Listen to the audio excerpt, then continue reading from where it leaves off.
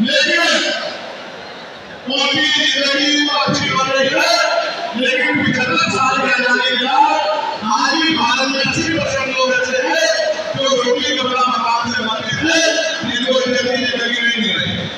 तो मैं देख रहा था, मुझे बड़ी खुशी हो रही थी, लेकिन जब मैं भारत की तरफ देखता हूँ तो बड़ी निराशा होती है। फिर ये महसूस करता हूँ कि आज जो कुछ हमारे पास है वो हमारे महापुरुषों के संघर्ष की वजह से है। अगर हमारे महापुरुष संघर्ष नहीं करते तो जो आज बन गया है ये चीज हमें ठीक करके नहीं मिला।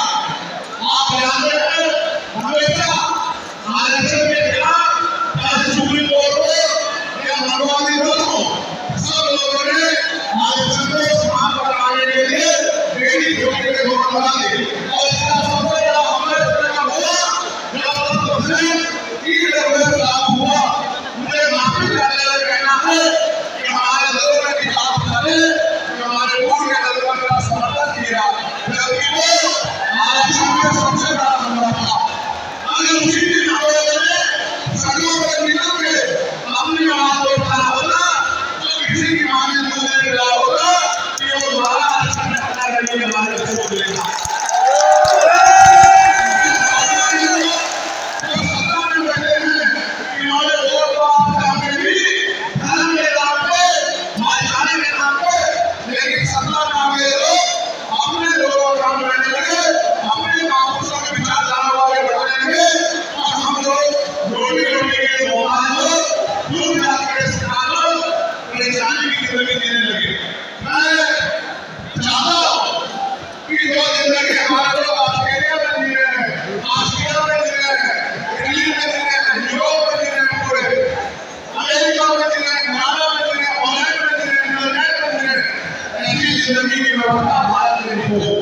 लेकिन अभी संभव है जब राजनीतिक शक्ति हमारे पास हो।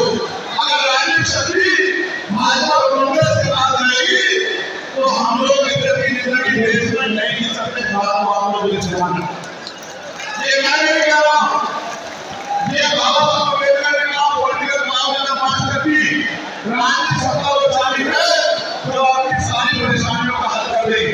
और राजनीतिक सत्ता जिनके पास है उनके लोग हजारों करोड़ रुपए रुपए लेके भाग जाते, उनके पूरी बंदों के लाखों करोड़ रुपए माफ कर देते।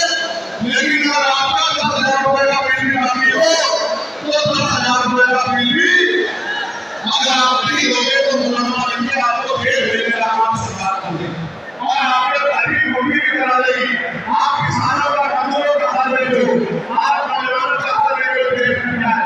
तो हमारी सबसे बड़ी मांग ये है, आप सरकार करके दोहराना कि आप इसमें सहमत हो रहे हो, बताओ जातियों को लेना हमें क्या नहीं होना चाहिए।